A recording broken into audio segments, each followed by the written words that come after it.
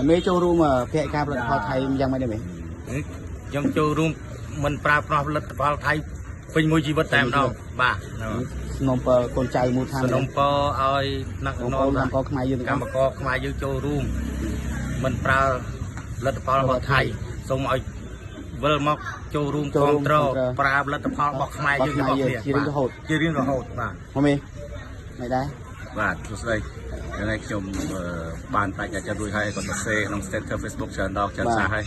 មិនតែខ្ញុំទេក្រុមគ្រួសារសាច់ញាតិទាំងអស់សន្តានហើយនិងបងប្អូនសមាជិកសមាជិកាតាំងចិត្តរួចហើយគឺមិនប្រើប្រាស់ផលិតផលថៃអស់មួយជីវិតតែម្ដងមិនប្រើអស់មួយជីវិតមិនប្រើតែម្ដងពីព្រោះកាលណាយើងនៅបន្តគ្រប់គ្រងប្រើប្រាស់ផលិតផលរបស់គេហាក់ដូចជាលើកទឹកចិត្តបង្កើនសេដ្ឋកិច្ចរបស់គេឲ្យកាន់តែខ្លាំងក្លាគេមានលទ្ធភាពទិញសភាវុធផ្សេងៗមកបង្កសង្គ្រាមជឿនពីទឹកដីរបស់យើងបាទអញ្ចឹងដាច់ខាតហើយដាច់ខាតណាស់គ្រាប់កាហ្វេមួយកែវសាំង1លីត្រឬមួយក៏មីឬមួយផលិតផលផ្សេងៗទៀតគឺជាការរួមចំណែកទិញសភាវុធដើម្បីមកធ្វើសង្គ្រាមជឿនពីទឹកដីយើងទេទឹកដីយើងសម្រាប់ជាប្រកខ្មែរយើងបាទគុណចាន់មេមកមេ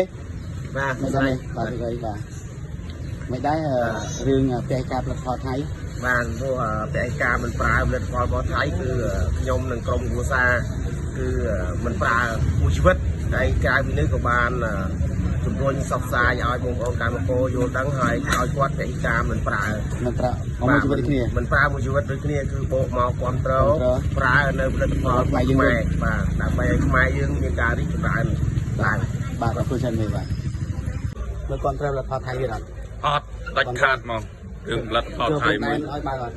អត់ដាច់ខាតតោះមកលោកធានគ្រប់គ្រងអត់គ្រប់គ្រងផលិតផលថៃដាច់ខាតគឺព្រមដែរមិនឲ្យបើកដាច់ខាតមិនគ្រប់គ្រងបាទខ្ញុំដាច់ខាតគឺមិនឲ្យប្រើប្រាស់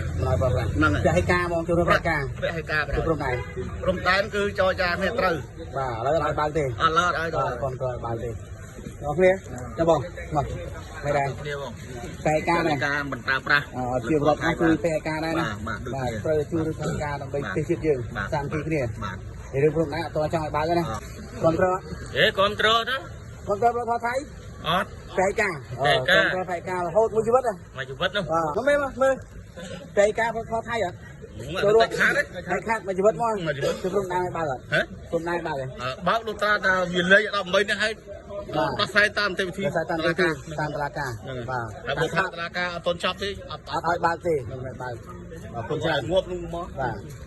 ហើយនេះថ្នាក់នាំសម្រាប់ថ្នាក់នាំសហព័ន្ធសហជីពទាំងអស់ថ្ងៃនេះគាត់បែកការជុំគ្នាគាត់ឲ្យគាត់គាត់ថៃទេបាទរឿងព្រំដែនគាត់ต้องឲ្យចង់ឲ្យបើកដែរអូមេឡើងទៅ